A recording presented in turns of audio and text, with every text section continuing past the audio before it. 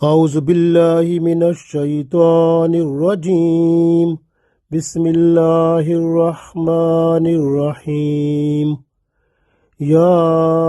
ایہا الذین آمنوا لا تاکلوا الربا اضعافا مضاعفۃ واتقوا اللہ لعلکم تفلحون واتقوا النار التي اعدت للکافرین۔ عزیز دوستو، السلام علیکم ورحمۃ اللہ وبرکاتہ۔ سورہ آل عمران آیت نمبر 130 اور آیت نمبر 131 تلاوت کی ہے۔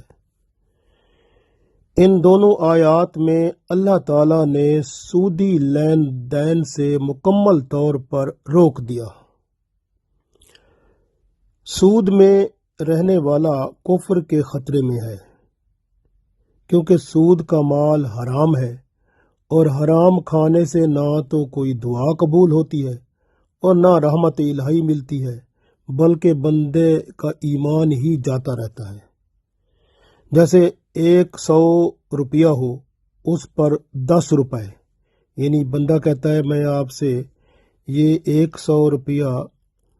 سال کے بعد لوں گا اور 10 روپے اوپر سود لوں گا، تو 10 روپے سود ہو گئے۔ پھر اس کے بعد اگر وہ سود نہیں دے سکتا تو وہ سود کی رقم اصل میں ملا دی جاتی ہے، اور اس طرح اس کو ڈبل کر کے، یعنی جو رقم دینی ہوتی ہے حتیٰ کہ اس کے برابر اور اس سے بڑھ جاتی ہے بعض اوقات سود کی رقم۔ دوسرے لفظوں میں آپ کہہ سکتے ہیں کہ یہ جو ہے نا، یہ سود مرکب جو ہے اس کا ذکر اس آیت میں موجود ہے جو ہم پڑھیں گے۔ سود مرکب، سود جو ہے وہ اتنا بڑا گناہ ہے کہ اس پر اللہ اور اس کے رسول صلی اللہ علیہ وسلم سے جنگ کرنا ہے۔ یعنی اگر بندہ سود کا کاروبار کرتا ہے، گویا وہ اللہ اور اس کے رسول صلی اللہ علیہ وسلم سے جنگ کر رہا ہے۔ یعنی اگر سود بند نہیں کرے گا تو قتل و غارت ہوگی، برائیاں پھیلیں گی، نقصان ہوگا۔ سود بندے میں حرص، طمع، لالچ لاتا ہے اور کنجوس بناتا ہے، خود غرض بناتا ہے، نفرت، غصہ، حسد اور بغض لاتا ہے۔ یہ اتنی بڑی گھٹیا چیز ہے، یعنی جو انسان کے ایمان کو چوس لیتا ہے۔ تو اس لیے سود کو اللہ تعالیٰ نے مکمل طور پر منع کر دیا ہے اور حرام قرار دے دیا گیا ہے۔ آیت پڑھتے ہیں، مزید معلوم ہوگا۔ اللہ تعالیٰ ارشاد فرماتے ہیں سورہ آل عمران آیت نمبر 130، اعوذ باللہ من الشیطان الرجیم بسم اللہ الرحمن الرحیم یا ایہا الذین آمنوا۔ اب یہ حکم جو ہے یہ اللہ تعالیٰ کا ان لوگوں سے ہے جو کہ ایمان والے ہیں۔ یا ایہا الذین آمنوا، اے ایمان والو، لا نہیں، تاکلو کھاؤ، نہ کھاؤ، نہ ربا، تاکلو الربا، ربا مین سود، لا تاکلو الربا، سود کو نہ کھاؤ،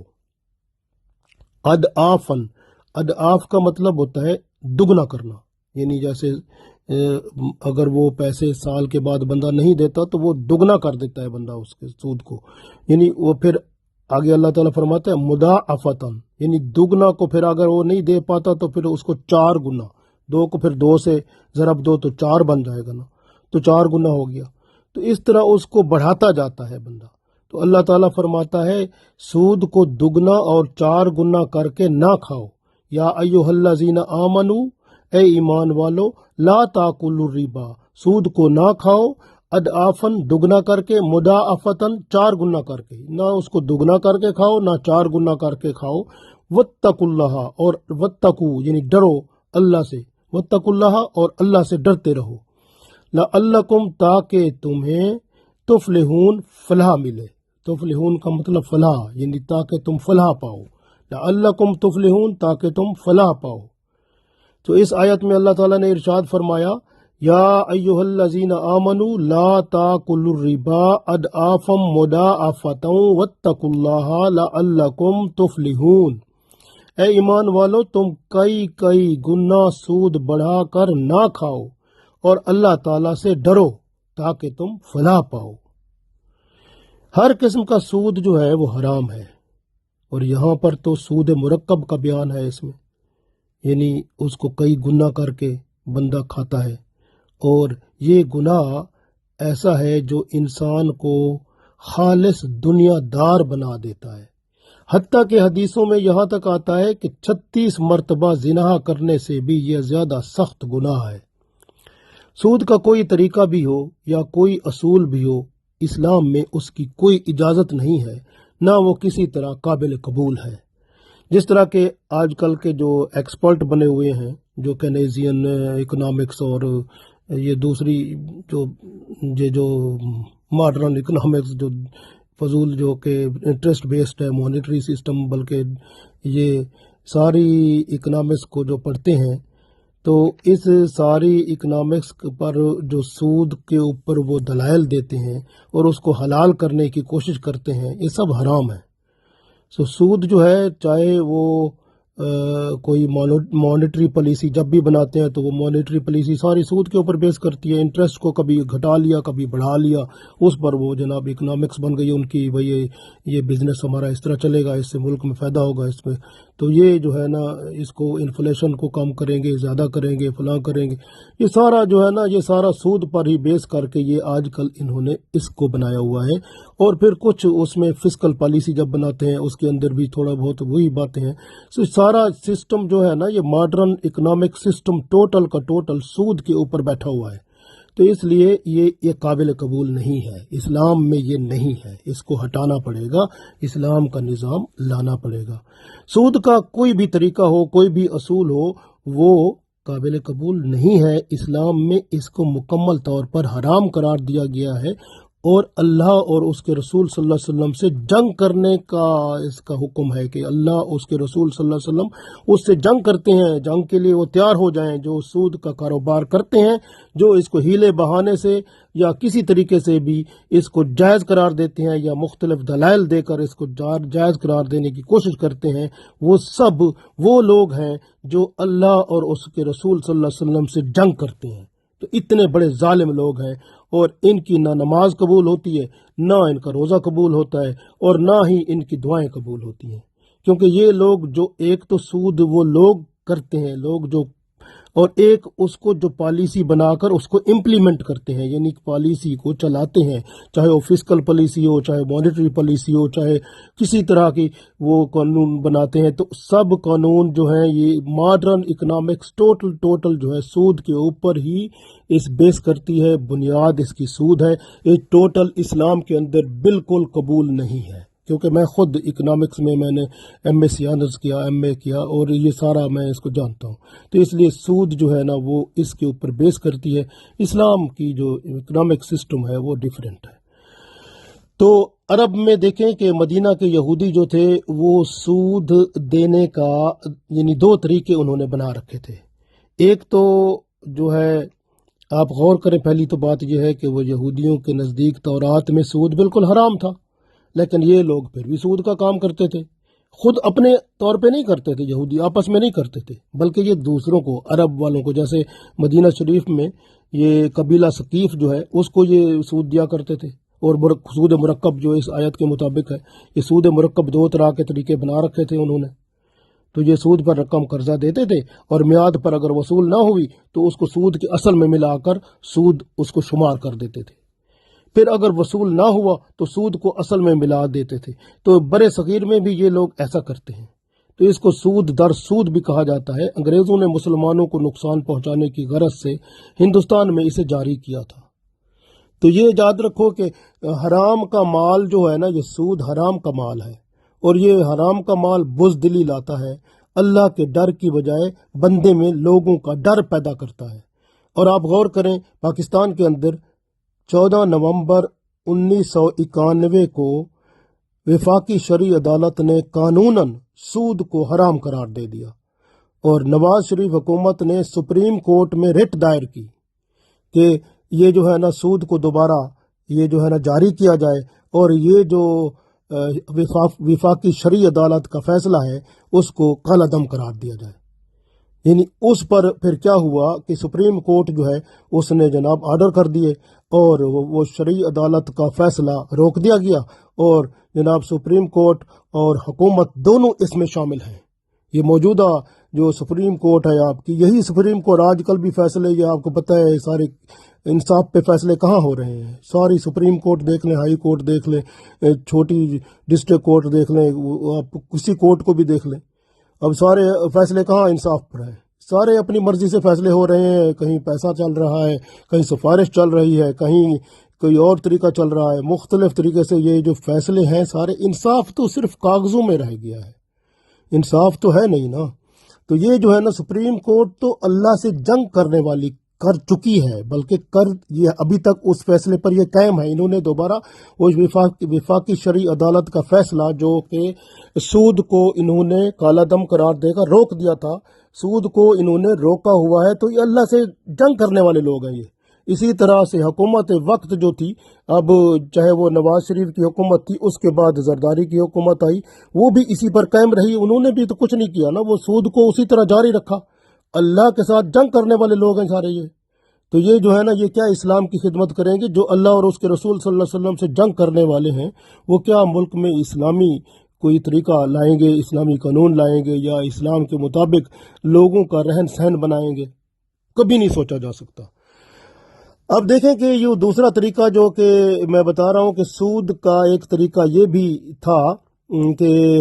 لوگ جیسے کوئی چیز خریدتے ہیں پھر اس کی ایک مدت مقرر کر دیتے ہیں۔ آج کل بھی یہاں ہے، جیسے ہم یورپ میں رہتے ہیں، یہاں پر یہی طریقہ ہے کہ کوئی چیز خریدتے ہیں، اس کی ایک مدت ہوتی ہے، اس کے بعد پھر آپ کو سود دینا شروع ہو جاتا ہے۔ پھر سود کی قیمت اگر آپ اس وقت تک جو وقت دیا ہوتا ہے اس وقت تک سود اتنے حساب سے دینا پڑتا ہے جو مقرر ہوتا ہے۔ اگر آپ وہاں تک اس وقت تک نہیں دے پاتے تو پھر اس کی قیمت، اس کی سود کی جو ہے وہ قیمت بڑھ جاتی ہے، تو مہلت کے ساتھ ساتھ سود بڑھتا جاتا ہے۔ اس طرح کا یہ طریقہ یہ مکمل طور پر حرام ہے، اور سود مرکب بھی کہتے ہیں اس کو۔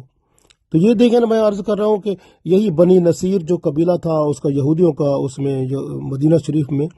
تو بنی ثقیف قبیلے کے ساتھ یہی سود پر اسی طرح قرض دیا کرتے تھے، اور پھر وصول نہ ہونے پر بڑھاتے جاتے تھے۔ اللہ تعالیٰ نے سود کی سب جو اس کے طریقے ہیں، اصول بنائے ہوئے ہیں، جو سارے حرام قرار دے دیے اللہ تعالیٰ نے۔ اب سودی کاروبار کرنے والا جو ہے ایمان کو ضائع کر کے اپنے اوپر جہنم کو واجب کر لیتا ہے۔ سود کھانے سے بندے میں بزدلی بھی آتی ہے، نامردی آتی ہے، بندہ نامرد ہو جاتا ہے، اپنی عورت کے قریب بھی نہیں جا سکتا، اتنا تک حالت ہوتی ہے۔ حرام کاموں کی طرف رجحان بڑھ جاتا ہے اور حلال کی طرف رجحان کم ہو جاتا ہے۔ یہ بخل اور کنجوسی بھی لاتا ہے، دولت کی محبت اور دنیا کے پیار کو دل میں جگہ دیتا ہے، اور اللہ کی محبت اور دل سے نیک کاموں کی طرف رجحان جاتا رہتا ہے۔ نیک کام صرف دکھاوے کے لیے کیے جاتے ہیں، یہ ہوتا ہے سود والے کا کام۔ سود بندے کے اندر سے جہاد کا جذبہ بھی چھین لیتا ہے، آخرت کی فکر جاتی رہتی ہے۔ سود تقوی کو برباد کر دیتا ہے اور فلاح و بہبود کے تمام راستے بند ہو جاتے ہیں۔ یہ ایمان اور تقوی کو تباہ کر دیتا ہے۔ دنیا اور آخرت کی فلاح تقوی ہی میں چھپی ہے، لیکن سود اس کا خاتمہ کر دیتا ہے۔ سود کے احکام بھی آپ دیکھیں درجہ بدرجہ آئے۔ شروع میں دیکھیں سورہ روم میں پہلی آیت ہے جس میں آیت نمبر 39 ہے، 39 نمبر آیت، جس میں اللہ تعالیٰ نے جو اللہ کی راہ میں خرچ کیا جاتا ہے اور جو سود ہے اس کا موازنہ کر کے اللہ نے سود کے نقصان کو اس آیت میں جو سورہ روم کی آیت نمبر 39 ہے اس میں سود کے نقصان کو واضح کر دیا۔ اس کے بعد آپ غور کریں سورہ بقرہ کا رکوع جو 38 نمبر رکوع ہے، یہ 9 ہجری میں اللہ کہ رسول صلی اللہ علیہ وسلم پر نازل ہوا، جہاں پر سود کو مکمل حرام قرار دے دیا گیا، اور سود کا کام کرنے والے کے ساتھ اللہ اور اس کے رسول صلی اللہ علیہ وسلم کا جنگ کرنے کا حکم ہوا۔ یعنی اللہ اور اس کے رسول صلی اللہ علیہ وسلم کی جنگ ہے اس بندے کے ساتھ یا ان لوگوں کے ساتھ، ان حکومتوں کے ساتھ جو سود کا کاروبار کرتے ہیں اور اس کو جاری رکھے ہوئے ہیں۔ تو اب وہاں دیکھیں کہ آپ کیسے ترقی ہوگی۔ اب خود بتائیں کہ یہ اسلامی ملک جو ہیں جتنے سب اسی کے اندر ہیں، تو اب اس وقت کون سا ملک ہے جو ترقی کر سکتا ہے؟ سب قرضے میں ڈوبے ہوئے ہیں، سب کو اگلوں نے وہ اپنے اندر کیا ہوا ہے، سب کے اوپر روب جو ہے وہ اللہ کا نہیں ہے بلکہ کس کا ہے، آپ کو سب پتہ ہے۔ अब गौर करें कि ये सूद इतना बड़ा गुनाह है, इतनी बड़ी अल्लाह की नाफरमानी है कि वो लोग जो सूद का कारोबार करने वाले हैं या करते हैं या पॉलिसी बनाते हैं या इसको इम्प्लीमेंट करते हैं या मुल्क में चलाते हैं, सब वो लोग जो सूद के साथ मुंसलिक हैं वो सब उस आग में जाएंगे जो काफरों के लिए तैयार की गई है। क्योंकि अल्लाह ने अगली आयत में फरमाया, आले इमरान की आयत नंबर 131, वत्तकुन्नार लती, और डरो उस आग से, ओ इद्दत जो तैयार की गई है, लिल काफिरीन काफरों के लिए। अब ये सूद वाले इसी आग में जाने वाले हैं, क्योंकि सूद खोर को अल्लाह ताला इसी आग में डालेंगे जिसमें काफिर जाएंगे। सो अल्लाह ताला ने बता दिया कि सूद खाना अल्लाह और उसके रसूल सल्लल्लाहु अलैहि वसल्लम से जंग करना है। क़यामत में सूद खाने वाले काफिरों के साथ होंगे।